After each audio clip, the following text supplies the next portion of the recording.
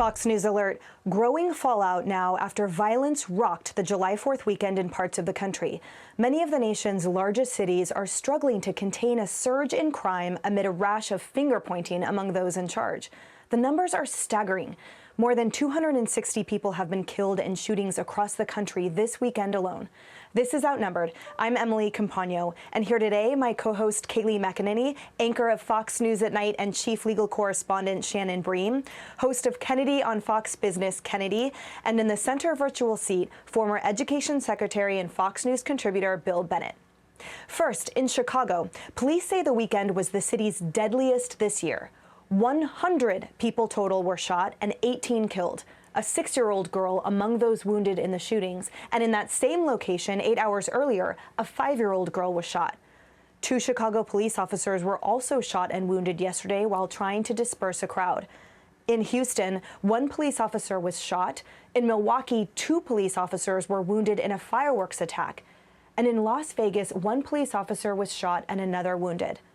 In New York City, police say at least 26 people were shot over the holiday weekend, and the numbers of shootings rising more than 42% year to date. Brazen looting taking place in San Francisco yesterday as thieves target a Neiman Marcus store and can be seen taking off with merchandise. Mr. Secretary, I'd like to start with you on this. These numbers are frankly staggering. Yes, they are staggering. Let me say, too, not only Secretary of Education, I was the first drug czar, so we dealt with crimes of a particular sort then, so I have some familiarity. If you look at national numbers and trends, we're still below where we were in the early 90s, but then it dropped dramatically, and now we're seeing it surge over the weekend. There's a particular character to these crimes, however, I'd point out. One, they are blatant. You used the word brazen. We're seeing a lot in broad daylight. We're seeing a lot in all the neighborhoods of a big city like New York, and even spreading out in Chicago. The second thing, and this cannot be discounted, is the presence of the police, and in some cases, the absence of the police because of efforts to defund the police. It's a terrible situation. We've got to get a hold of it. Here's the good news. We know how to attack crime. We did it in the mid-90s. And crime went down. It went way down. We can do it again. It's going to require not just a refunding of the police, it's going to require in some cities special incentives for the police. You've seen these incentives, ladies, for people to go back to work at burger places and fast food places. We're going to need some incentives to keep those men and women on the job and bring new and qualified people in. Otherwise, these numbers, which you just reported, will be small as we go into the late summer. And following up on that, Secretary, do you see that happening? If it's so clear of how to combat this surge and how we did it in the mid-90s, but I think the fear is that those won't be implemented and that this trend will continue sharply rising, unfettered, especially within this administration. Well, a short answer is it depends on whether the people in charge of these cities, city councils and mayors, largely blue, largely Democratic, almost 95% so, see the truth and do what needs to be done. Again, the answer is not complex. The question is one of willingness. But you take a case like San Francisco or Los Angeles, where the prosecutors don't even want to put these criminals behind bars, and you can see the reluctance. This is where, and I think this is going to be a theme for this show as we get into other issues, the people have to speak. Recalls, elect other people, push for people to step down. You have the wrong officials running cities in many American places. And Shannon, some people spoke in a certain poll that just came out between ABC News and WAPO that indicated that 48% of Americans disapprove of President Biden's handling of the rising crime across the country. Only 38% actually approve. Yeah, and it's tricky because now we've had this conversation about defund the police, and there's all kinds of pointing fingers, but there's all kinds of tape out there of people actually saying those things, headlines where people said, yeah, that's actually what we mean. So now we see city after city either discussing refunding, reinstating funding to the police, or they've actually done it. Places they've talked about it or done it, we're talking about New York, we're talking about Oakland, we're talking about Baltimore. Just last week, you had a judge rule in Minneapolis telling the local leaders that they have to hire more police officers. But to what the secretary said, how do we do that when we're having mass layoffs, early retirements, these people do not make a fortune, and they are heroes, the vast majority of them, who suit up every day, never knowing if they're going to see their families again. For $50,000, $60,000, $70,000, they're going to risk their lives. And not only that, everything that they do will be questioned, and it should be. They are in very delicate, very dangerous situations. But this impacts beyond law enforcement and people feeling safe. It's going to be a big political issue going into 22. But also, it's the economy of a lot of these places. We see, like San Francisco, there are chains of drugstores that are closing down, saying we can't afford to be open. Target just announced all of its stores in San Francisco, which most of them were open 7 a.m. to 10 p.m., are now going to 9 to 6. So at night when you get off work, if you work a daytime job, you're not going to be able to go to Target at night in San Francisco. They said their employees do not feel safe coming to work. There are real ripple effects to not enforcing the law or prosecuting or charging people.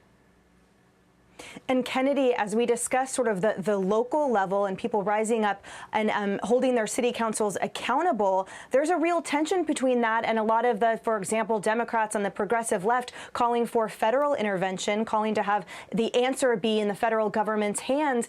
And a lot of that, too, will play out in Congress as people leave these major cities to smaller suburbs, smaller communities outside these metropolitan areas where crime is enforced or the laws are enforced, where law enforcement is appreciated, and where people see that they have more control over where their tax dollars are going. Yeah, and you bring up a great point, Emily, and the Secretary touched on this a little bit. It's the city councils. It's not necessarily the mayors. It's the city councils in places like Minneapolis and Portland that have a real activist agenda and far less accountability because it's a group of people. So the accountability is sort of dispersed throughout them. So, you know, they come in with these platforms and they are driven to impose this super progressive agenda, which is clearly making these cities less safe. And it is throwing law enforcement and policing and even, you know, basic livability completely out of balance. And what we have to find is, instead of an agenda, we have to find a good balance where people can coexist in cities large and small together. And I want to go back to something, it was a point that Shanna made last time we were on. And this is something that I think is critical. It is a basic respect for life. It is a basic decency. And how do we go about bringing that back? That's part of the balance. That's part of the critical balance. I'm not sure, but that seems to be the missing element here. And with this further radicalization of city councils, there is a greater disconnect. So we have to reconnect. And, you know, of course, it starts with parenting. It starts with families. It starts with how, you know, we all interact with each other on a day-to-day basis, but we do have to get back to something that will keep us together instead of dividing us apart. And Kaylee, where is the media on all of this? Yeah, it's a great question. The media has largely ignored this issue, and I hope that we see some media scrutiny of the Biden administration's role in this and the left's role in ignoring the defund the police movement, or propelling it, I should say. But, you know, we'll see, because we see in polling that this is a 2-decade high of concern for crime in people's cities. So a 2-decade high of concern. And I hope the media's lens moves to reflect this. It was a year ago today that I stood at the White House podium, and rather than getting questions about the deaths and the slaughter in our streets, which also happened last 4th of July, I got more than a dozen questions about the Confederate flag. And I ended the briefing saying, you know, where were the questions about the children dying in the streets? Where was the question about Sequoia Turner, who we just passed her year anniversary of her passing, an 8-year-old girl in Atlanta who was slaughtered in the car with her mother? Her dad said this: they say Black Lives Matter. You killed a child. She didn't do nothing to nobody. Where was the questioning about her life that has propelled for a year? We now know more than 149 kids have been shot in New York alone. These are the kinds of questions I hope are raised in the briefing today. I'm not hopeful because we know this is an issue where Biden's not doing too well on, only 38% approve. But I hope we have a press corps that finally asks some questions on behalf of these kids and other innocent victims. Hope so, too. Mr. Secretary, final thoughts. Yeah, well, just one thing. Talking about press conferences, the White House. A couple of weeks ago, Peter Doocy asked the press secretary, Psaki. what's her name, Jen Psaki. Psaki. You know, what about, you know, how come no Democrats speak out against, you know, defunding the police? How come they're all in favor of defunding the police, or you can't find a Republican? She said actions speak louder than words. Remember that? And there's all this money going out. Well, in response to Shannon's question, let's use some of that money. Raises for police, incentives for police to stay on the job, incentives for people to get in. Otherwise, we're going to have a worse weekend in August and September than we had this past one. Just a warning.